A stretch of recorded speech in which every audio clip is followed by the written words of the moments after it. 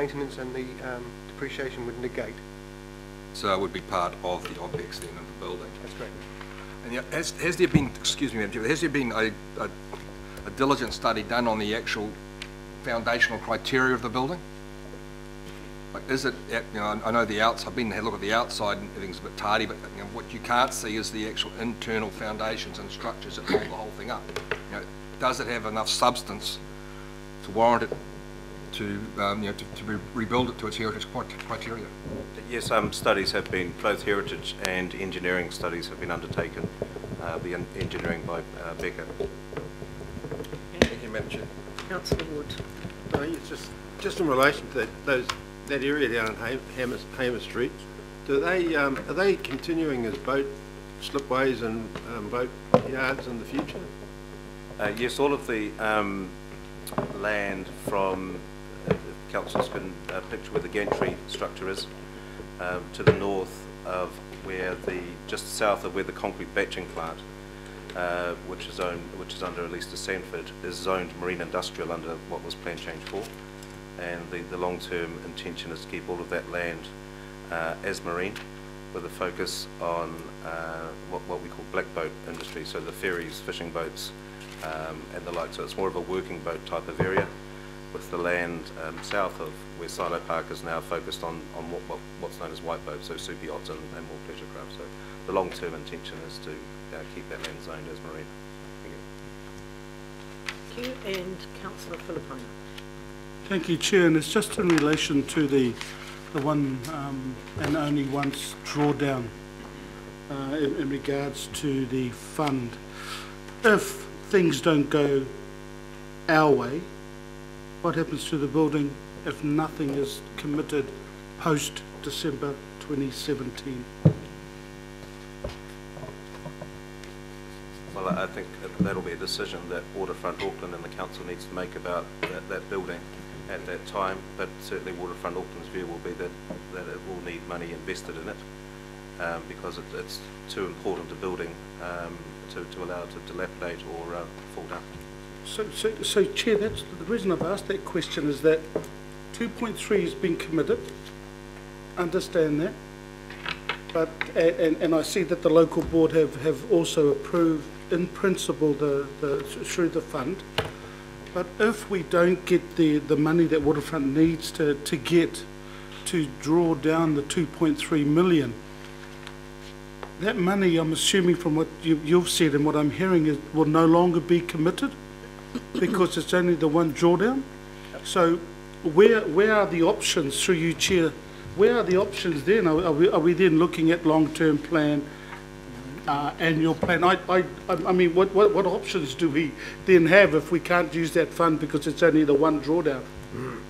So through you, Madam Chair, the 2017 date is an incentive for Waterfront Auckland. Right. Understand that. So to make sure that they are out there raising the balance. If they are unsuccessful, we'll have to rethink. I mean, that's just it in a nutshell. Be a different conversation. Okay. 4.6. I mean, the thing is that, as Richard was saying, I mean, we have to put a date on it. Yep. We can't just go on and on, as people have said. This has been going on for several years. We need to, I mean, with any of our funds and with this fund, there will be other things that come up, so we can't keep that money sort of tied up forever. So, Chair, I just want a comment on that, because, I mean, for me, I would rather that the December 27 date, depending on any other business case that comes to the governing body or to this committee, that December 27 date not be there until another business case comes up.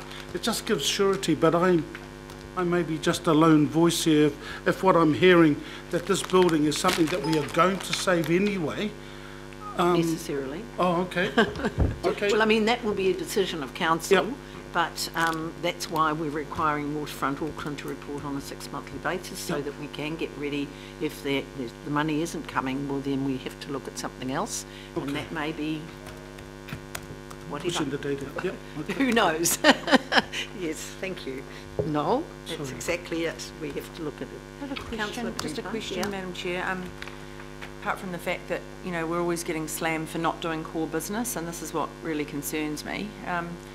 But as with, for example, lotteries funding, often that is tied to other funding and it can't be released until the party gets matching funding. I've just had an example of that of the Tauranga out in sitting along the Northwestern Motorway, that they could only get that lotteries funding if they got some other funding and they got dollar for dollar, and then it's released.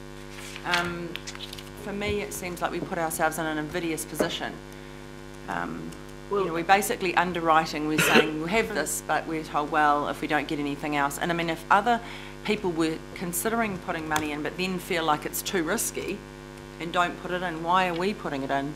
Well, no, Councillor Cooper, we're not putting it in. We're saying that they have to raise, the balance of the Match, funding. no, but I'm saying, Oh, is there any provision to say, well, you don't get any of it until you can actually show that you've got at least match funding? I just think that we give out the money and then we hope, and then it doesn't turn out, and then we go, Money oh, we have to doesn't, pay the the money's rest. not going until they've got the balance. Match funding. Yeah.